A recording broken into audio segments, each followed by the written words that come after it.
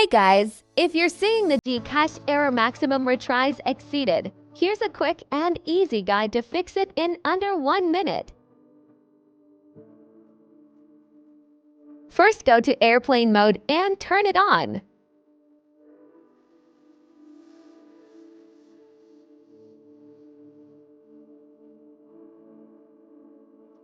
Next, go to settings and find apps and open it.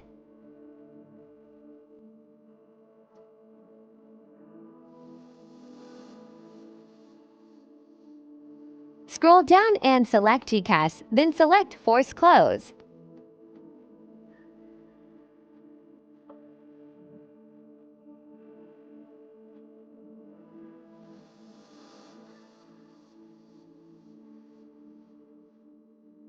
Then go to Storage and clear data.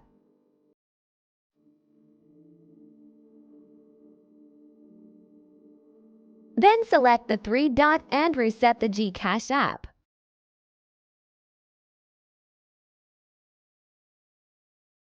Then go to your GCash and open again.